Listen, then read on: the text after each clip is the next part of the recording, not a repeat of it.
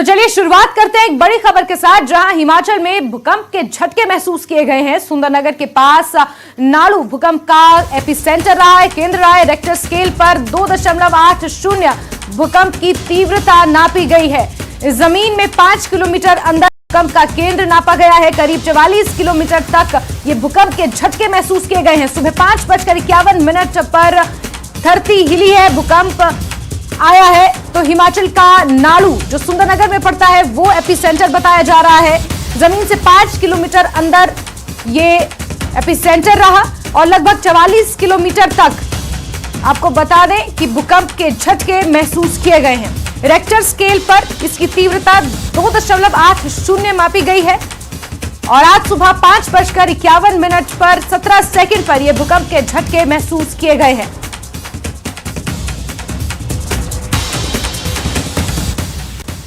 अब बात एक और अहम खबर की, जहां हिमाचल विधानसभा का शीतकालीन सत्र 4 से 6 जनवरी तक धर्मशाला के तपोवन में आयोजित होगा।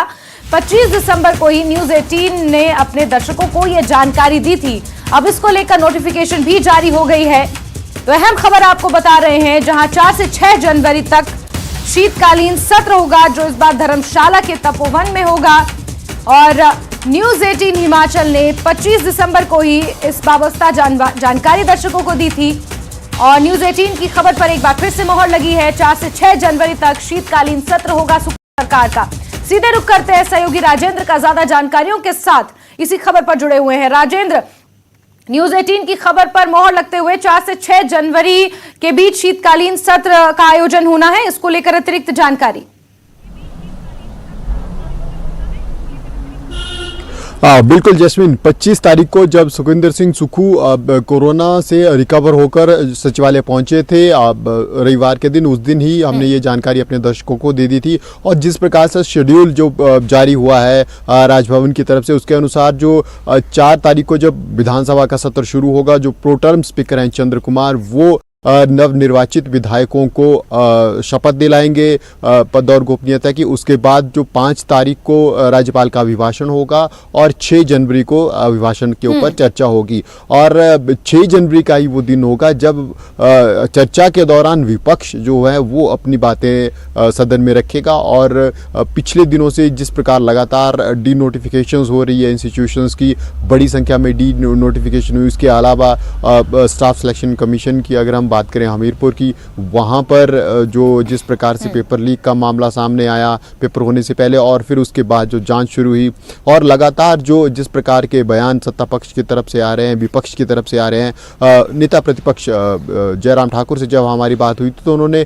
सख्त रुख के संकेत दिए थे कि अब इस बार के विधानसभा सत्र में, हालांकि ऐसा बहुत कम देखने में आया है कि सरकार का पहला ही सत्र हो और जिसमें शपथ विधायकों को दिलाई जाती है, चयनित विधायकों को, उसी सत्र में इस प्रकार का हंगामा और इस प्रकार का रुख जो है वो पहले से ही तैयारी कर ली गई हो विपक्ष की तरफ से।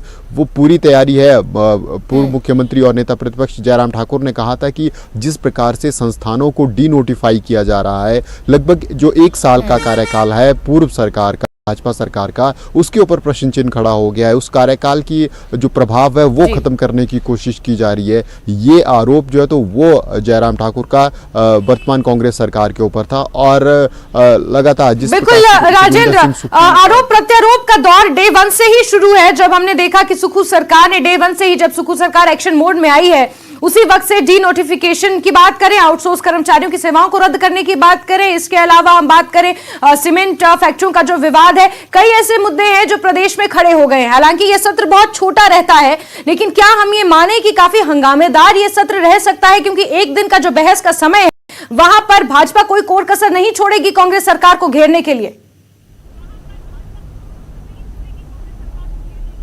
अब बिल्कुल जैस्मिन, भाजपा की तरफ से तैयारियां पूरी कर ली गई है और सीमेंट विवाद से शुरुआत हो सकती है इस सत्र में। जब राज्यपाल के अभिभाषण पर चर्चा होगी उस दौरान, जो क्योंकि बड़ा मुद्दा हिमाचल प्रदेश में है और जो 2 से 3 फैक्ट्रियां जिनमें कामकाज प्रभावित हुआ है, हम कह सकते हैं कि बंद हो गया है, वो 50% से करीब 60% के करीब का जो हिमाचल प्रदेश में सीमेंट की आपूर्ति है, सीमेंट की सप्लाई है, वो करती हैं। और ऐसे में जो सरकारी कामकाज है वो तो प्रभावित जरूर हुआ होगा, लेकिन जो निजी कार्य हैं हैं, जो कंस्ट्रक्शन के काम हैं, इंफ्रास्ट्रक्चर डेवलपमेंट के काम हैं, वो भी प्रभावित हुए हैं।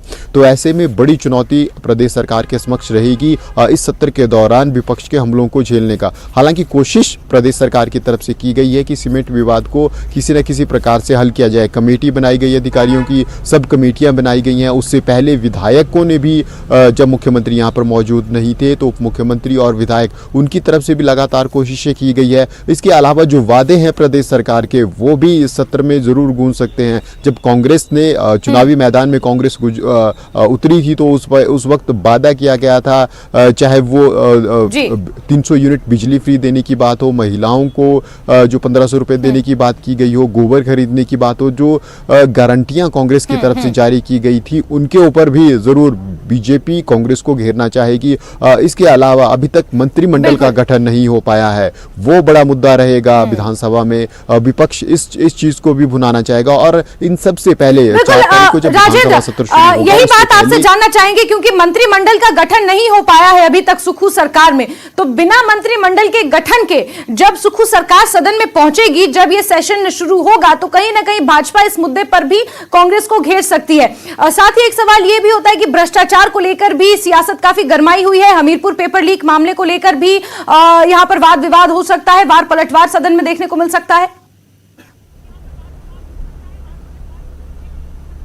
बिल्कुल, इसकी पूरी उम्मीद है कि जिस प्रकार से जांच की गई है, एक बड़ी जो जांच कमेटी है वो सरकार की तरफ से बनाई गई है। 6 से 7 लोग जांच कमेटी में। ऐसा देखा गया है कि जब जांच कमेटी होती है, एक सीमित जांच कमेटी होती है, एक्सपर्ट और कुछ अलग अलग विभागों से 1 या 2 अधिकारी होते हैं, लेकिन इस प्रकार जो जांच कमेटी इस पूरे मामले को सुलझाने के लिए बनाई गई है, बहुत बड़ी जांच कमेटी है। कई अधिकारी इसमें शामिल है, टेक्निकल अधिकारी शामिल है। अब कोशिश, जब सुखविंदर सिंह सुक्खू मुख्यमंत्री से इस बारे में बात की गई थी तो उन्होंने कहा था कि जल्द से जल्द इस पूरे मसले को सुलझाने की और इसका पर्दाफाश करने की कोशिश है, इसलिए ये कमेटी बनाई गई है। लेकिन विपक्ष का इसके ऊपर भी निशाना है कि इतनी बड़ी जांच कमेटी बना दी गई है और क्या कुछ होता है। इसके अलावा जो एक बड़ा सवाल बयान प्रेस कॉन्फ्रेंस में मुख्यमंत्री ने दिया था कि पूर्व सरकार के समय से ये चीजें चली आ रही हैं और वो उन्होंने डायरेक्ट तौर पर निशाना साधा था कि पूर्व सरकार कहीं ना कहीं इस पूरे मामले में जो ढिलाई है पूर्व सरकार की और आंखें मूंद कर रखी थी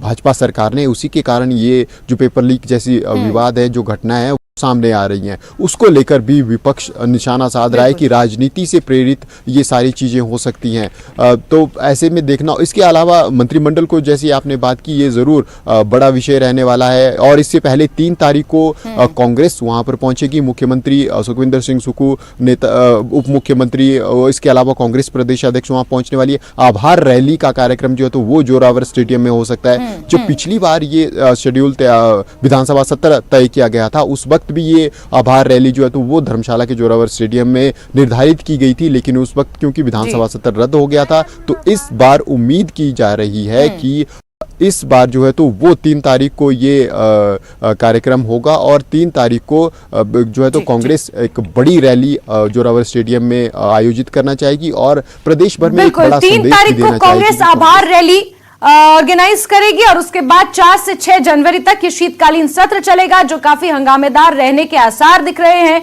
इसके अलावा कई ऐसे मुद्दे हैं जहां कांग्रेस और भाजपा एक दूसरे को घेर सकती है। राजेंद्र, नजर आप बना के रखिए, दोबारा जुड़ेंगे, आपसे जानकारियां लेते रहेंगे। फिलहाल आप लगातार हमारे साथ बने रहिए, आगे भी खबरों पर आपसे हम जानकारियां लेंगे। चलिए आगे बढ़ते हैं और एक्शन मोड में सुक्खू सरकार नजर आ रही है। सचिवालय कर्मियों के लिए सख्त आदेश जारी किए गए हैं, गोपनीयता भंग नहीं कर सकते हैं, ये आदेश जारी किए हैं सचिवालय के कर्मियों के लिए। तो डे 1 से ही हम ये बार बार कह रहे हैं कि सुक्खू सरकार एक्शन मोड में नजर आ रही है और एक और आदेश यहां पर जारी किया गया है सुक्खू सरकार द्वारा कि सचिवालय के जो कर्मी हैं वो गोपनीयता को भंग नहीं कर सकते हैं। राजेंद्र हमारे सहयोगी लगातार हमारे साथ बने हुए हैं। राजेंद्र, काफी सख्त लहजे में सीएम सुक्खू ने ये बात कही है कि जो सचिवालय के कर्मी हैं वो सचिवालय के कामकाज, सचिवालय में जो कुछ भी कंडक्ट हो रहा है उसको लेकर गोपनीयता उन्हें बरकरार रखनी है। बड़े सख्त लहजे में ये आदेश जारी किए गए हैं।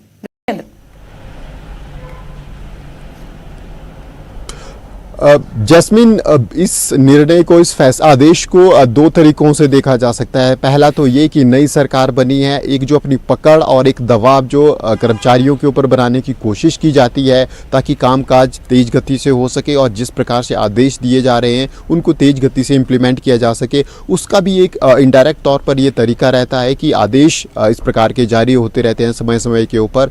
और दूसरा जो बड़ा कारण है वो यही है कि क्योंकि जो प्रोसेस पूरी डिसीजन मेकिंग की होती है उसमें अगर इंफॉर्मेशन लीक हो जाती है तो फिर उसके कई सकारात्मक और नकारात्मक जो है तो वो प्रभाव देखने को मिलते हैं। तो ऐसे में प्रदेश सरकार की तरफ से एक नोटिफिकेशन की गई है जीएडी की तरफ से, और ये कहा गया कर्मचारियों को, खासकर सचिवों को और उन प्राइवेट सेक्रेटरीज को जो इन बड़ी बैठकों में मौजूद रहते हैं, डिसीजन मेकिंग की जो प्रोसेस होती है उसमें मौजूद रहते हैं, ताकि जब डिसीजन मेकिंग की प्रोसेस शुरू होती है, सरकार किसी पर्टिकुलर विषय के ऊपर काम करना शुरू करती है और बीच में इंफॉर्मेशन जब लीक हो जाती है तो ऐसे में फिर कई प्रकार के दबाव जो है तो वो डिसीजन मेकिंग में सरकार को झेलने पड़ते हैं। इसलिए ये निर्णय लिया गया और इसमें सख्त चेतावनी दी गई है कर्मचारियों को कि सीसीए एक्ट 1964 के तहत जो है तो उनके ऊपर कार्रवाई की जा सकती है। अब पिछली सरकार में भी हमने देखा जब समय समय के ऊपर, जब जयराम सरकार सत्ता में थी तो उस वक्त भी समय समय के ऊपर इस प्रकार के जो है तो वो आदेश जारी किए जाते हैं। अब कर्मचारी क्योंकि लंबे समय से इन पदों पर रहते हैं और डिसीजन मेकिंग की प्रोसेस में लंबे समय से इन्वॉल्व रहते हैं, कितनी गंभीरता से इसको लिया जाता है, क्या एक्शन होता है या नहीं, ये बड़ा विषय है कि अगर इस प्रकार का कोई विषय सामने आता है, इन्फॉर्मेशन लीक होती है, फिर सरकार का क्या रुख रहता है, ये बड़ा विषय है। लेकिन ज़रूर एक कोशिश पहले दिन से ही, जब से सुखू सरकार सत्ता में आई है, अब एक जो स्ट्रॉन्ग डिसीजन लेने की कोशिश ये एक मैसेज पूरे प्रदेश में देने की कोशिश की जा रही है कि जो निर्णय लिए जा रहे हैं उनको धरातल तक पहुंचा जाएगा और सख्त सरकार की और सख्त मुख्यमंत्री की एक जो छवि बनाने की कोशिश की जा रही है उसका ही हम राजेंद्र, जो सख्त निर्णय लिए जा रहे हैं, चाहे वो विधायकों को कोई रियायत नहीं दी जाएगी हिमाचल भवन में या पूरे देश में जो भी हिमाचल के भवन है जहां पर जो आम आदमी जिस तरीके से पैसे देता है उतने ही पैसे में विधायक भी वहां पर रुकेंगे, इस तरीके के निर्णय जो सुखू सरकार के सामने आ रहे हैं, कहीं ना कहीं ये लग रहा है कि पूरे तरीके से एक्शन मोड में सुखू सरकार है, बिना बायस होकर सुखू सरकार चल रही है। और अब अगर कोई गोपनीयता भंग करता है तो किस तरीके का एक्शन होगा, ये देखना भी अपने आप में काफी अहम होगा। राजेंद्र, बहुत शुक्रिया तमाम जानकारियों के लिए।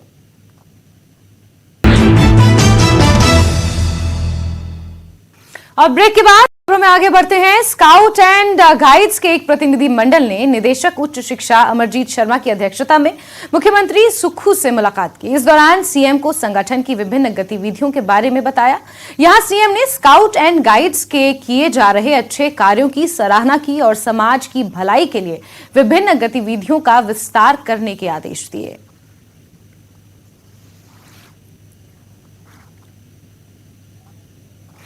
खबर ऊना से, जहां उप मुख्यमंत्री मुकेश अग्निहोत्री ने एक प्रेस कॉन्फ्रेंस कर बीजेपी पर जमकर निशाना साधा।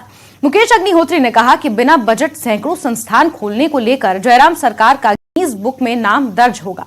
यहां मुकेश अग्निहोत्री ने बयानबाजी करने वाले भाजपा नेताओं को धैर्य रखने की नसीहत भी दी।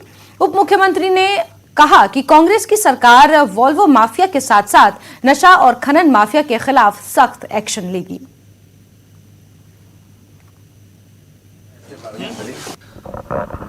नहीं, जब आपने सैकड़ों इंस्टीट्यूशन बिना बजट के खोल दिए, पैसे का कोई प्रावधान नहीं, और जयराम जी को तो का नाम तो Guinness book of world record में एंटर होगा घोषणाओं के लिए कि 900 इंस्टीट्यूशन आपने खोल दिए, जिसने जो मांगा बिना बजट के। आपने मार्च में महीने में बजट दिया, इन इंस्टीट्यूशंस की कोई आपने बात नहीं की, और उसके बाद आप जहाँ भी गए वहीं पे आपने घोषणाएं कर दी। जो बाहर से वॉल्वो माफिया इस समय सक्रिय है प्रदेश में, इसके बारे में हमने इंक्वायरी ऑर्डर कर दिया है कि किस ढंग से ये 250-300 बसें रात के अंधेरे में चल रही हैं और प्रदेश के कोष को चूना लग रहा है। ठीक है, पर्यटकों को लेके आना एक बात है, लेकिन कायदे के तहत जो है प्रदेश को रेवेन्यू मिले, और उसके लिए तो प्रबंध किए जाएंगे। तो इस पे अध्ययन चल रहा है। आरटीओज के दफ्तरों में जो है कैमरा लगेंगे। कैमरे लगेंगे। भ्रष्टाचार किसी तौर पे भी बर्दाश्त नहीं किया जाएगा। पूरा ये जो माफियाज जो इनको ऑपरेट कर रहे हैं ऑफिसेज को, ये नहीं होने दिया जाएगा। तो ये हम करेंगे। दूसरा, जो हमने प्रदेश में नशा माफिया के खिलाफ व्यापक अभियान हम चलाएंगे। आगे बढ़ेंगे। राज्य के नए मुख्य सूचना आयुक्त आरडी धीमान होंगे। आरडी धीमान का 3 साल का कार्यकाल रहने वाला है। राज्य सरकार ने इसको लेकर आदेश जारी कर दिए हैं। आज मुख्य सचिव के पद से आरडी धीमान सेवानिवृत्त होंगे और अपने नए पद का कार्यभार संभालेंगे। राज्य के नए मुख्य सूचना आयुक्त आरडी धीमान होंगे। 3 साल का कार्यकाल रहने वाला है। राज्य सरकार ने आदेश जारी किए हैं। साथ ही मुख्य सचिव के पद से वो सेवानिवृत्त होकर मुख्य सूचना आयुक्त बनाए गए हैं।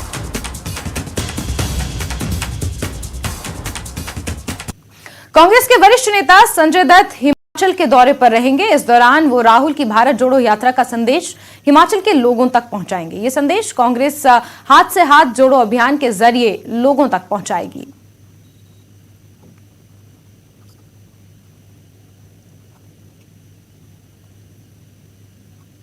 खबर मंडी से, जहां के नाचन में हार पर मंथन के लिए कांग्रेस ने बैठक का आयोजन किया था, लेकिन इस बैठक में कांग्रेसी आपस में ही भिड़ गए। नौबत मारपीट तक आ गई और बैठक में जो कुछ हुआ वो अब आप अपने टेलीविजन स्क्रीन पर देख रहे हैं। इस बैठक में मौजूदा और पूर्व प्रत्याशी सहित पूर्व में रहे टिकट के कई दावेदार मौजूद थे। यहां बैठक में नाचन पहली बार कांग्रेस के टिकट पर चुनाव लड़ चुके नरेश चौहान के एक समर्थक ने इशारों में पूर्व में प्रत्याशी रहे लाल सिंह कौशल को कई बातें सुना डाली।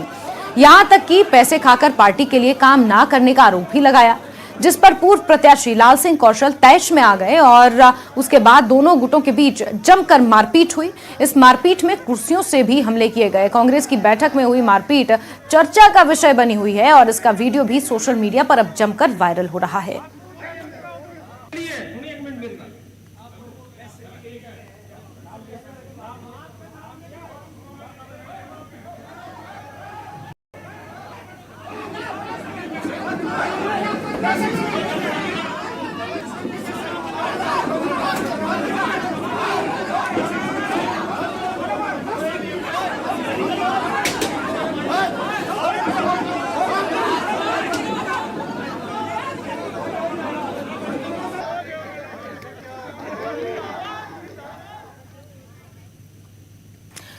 तो नाचन से ये वीडियो सामने आया है, जहां हार को लेकर कांग्रेस पार्टी का मंथन चल रहा था और वहां पर दोनों प्रत्याशियों के गुट आपस में भिड़ गए। बहरहाल आगे बढ़ते हैं। आउटसोर्स कर्मचारियों पर कांग्रेस सरकार ने बड़ी कार्रवाई की है। आउटसोर्सिंग पर रखे गए ब्लॉक प्रोजेक्ट असिस्टेंट की सेवाएं रद्द कर दी गई हैं। प्रदेश सरकार ने इसको लेकर आदेश जारी किए हैं। प्रदेश भर में 70 के करीब आउटसोर्स कर्मियों की सेवाओं को समाप्त किया है। पोषण अभियान के अंतर्गत आउटसोर्स पर रखे गए ये सभी कर्मचारी, इनकी सेवाओं को रद्द कर दिया गया है।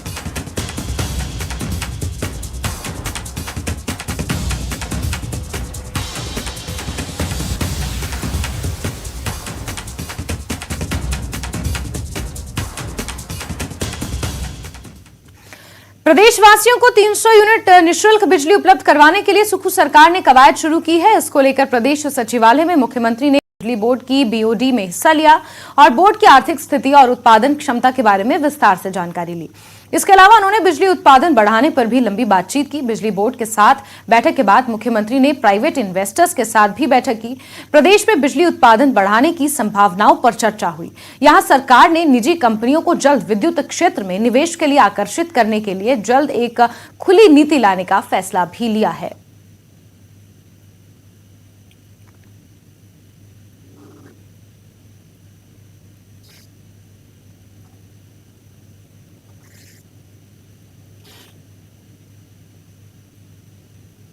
पेपर लीक मामले में हमीरपुर में एक कोचिंग सेंटर पर छापे मारे गए हैं। छापेमारी कार्रवाई विजिलेंस की टीम ने की है। छापे के दौरान विजिलेंस की टीम ने कोचिंग सेंटर से लैपटॉप और हार्ड डिस्क अपने कब्जे में लिया है और जांच के लिए लैब में भेजा गया है।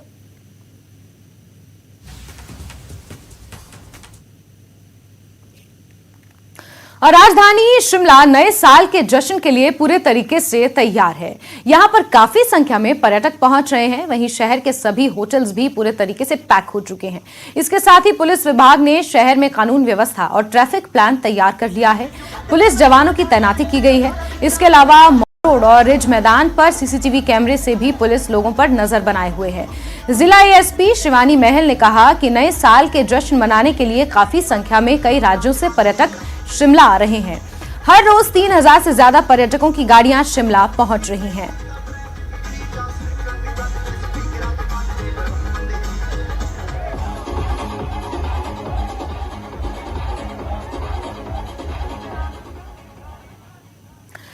सैलानी नए साल पर जिस बर्फबारी को देखने के लिए शिमला आते हैं वो बर्फबारी शिमला में हो रही है। आप शिमला के मटियाना की तस्वीर देख रहे हैं। तस्वीर पर पहाड़ बर्फ से पूरे तरीके से ढके हुए नजर आ रहे हैं।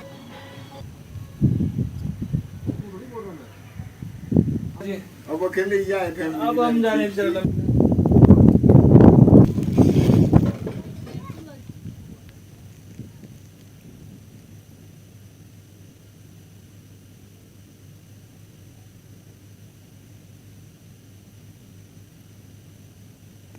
और इसी के साथ नमस्ते हिमाचल में अभी के लिए बस इतना ही। लेकिन हिमाचल प्रदेश की तमाम खबरों को जानने के लिए आप जुड़े रहिए न्यूज़ 18 JKLH के साथ। रुक रहे एक छोटे से ब्रेक के लिए। ब्रेक के उस पार मेरे साथ देखिए डुग्गर खबरां।